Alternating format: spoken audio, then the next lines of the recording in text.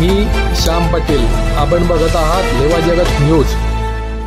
Hello, we're excited to show you our native speech capabilities.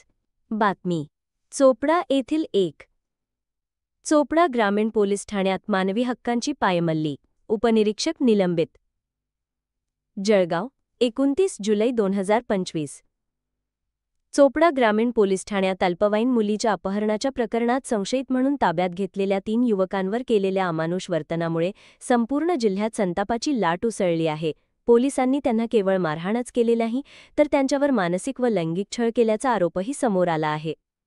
Police उपनिरीक्षक सज्जनसिंग नारहेडा यांनी या युवकांना कपडे काढायला लावून नग्न करून पट्ट्याने मारहाण केली, तसेच त्यांना एकमेकांची अश्लील चाळे करण्यास भाग पाडले, असा आरोप तक्रारीत करण्यात आला आहे।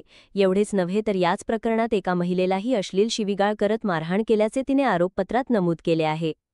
या घटनेची गंभीर दखल घेत जिल्हा पोलीस अधीक्षक डॉ. महेश्वर रेड्डी यांनी सज्जनसिंग नारहेडा यांचे तात्काळ निलंबन केले असून विभागीय चौकशीचे आदेश दिले आहेत।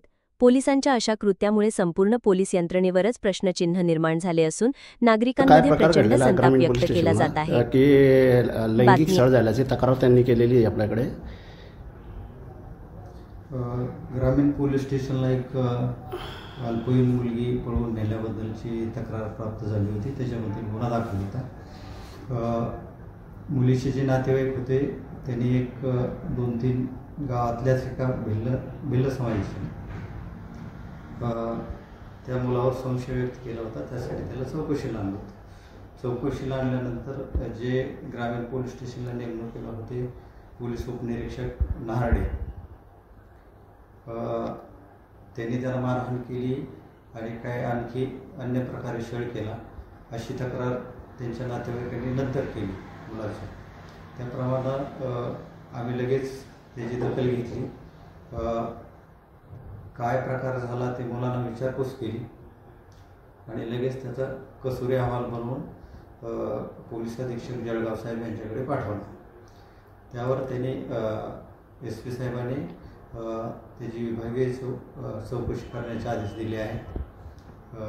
सुरुवातीला प्राथमिक चौकशी आणि त्यानंतर विभागीय चौकशी होत असते आणि सध्या त्याला निलंबित केलेलं आहे। त्या महिलाला सुद्धा शिवीगाळ करून मारहाण करण्यात आलेली त्यांच्याकडून।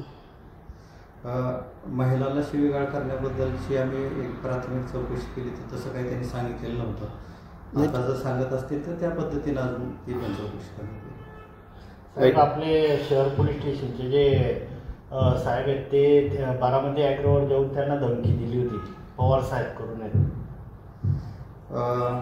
ही गोष्ट तर आता आमच्यापर्यंत आली नाही, तुमच्या माध्यमातून आम्हाला समजते, आम्ही काय आहे ती पण चौकशी करू। आहे भुसावळ येथील भुसावळ शहरातील प्राथमिक शिक्षकांची नूतन सहकारी पतसंस्था पुन्हा एकदा चर्चेच्या केंद्रस्थानी आली आहे।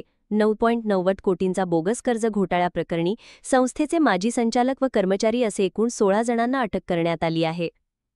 पूर्वीच्या संचालक मंडळाने अपात्र लाभार्थ्यांना बनावट कागदपत्रांद्वारे कर्ज मंजूर केल्याचा आरोप आहे। या संपूर्ण प्रकरणाची माहिती संस्थेचे विद्यमान सभापती प्रदीप सोनवणे यांच्या पुढाकाराने उघडकीस आली।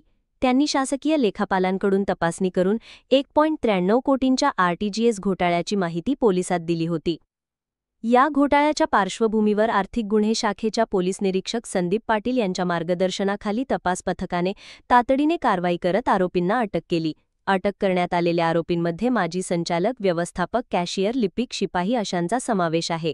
अटक करण्यात आलेल्यांची नावे पुढीलप्रमाणे: गंगाराम फेगडे, हरिश्चंद्र बोंडे, राजू गायकवाड, हितेश नेहते, रमेश गाजरे, कृष्णा सटाळे, मधुकर लहासे, सुरेश इंगळे, कैलास तायडे, पंकज ढाके, संजय चौधरी, अझरुद्दीन तडवी, राहुल चौधरी, जितेंद्र फेगडे, राजेश लहासे, हितेंद्र वाघुळदे।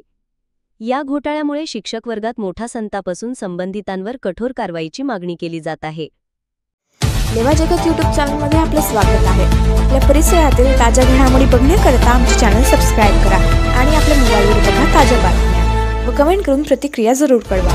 बघत रहा लेवा जगत। धन्यवाद।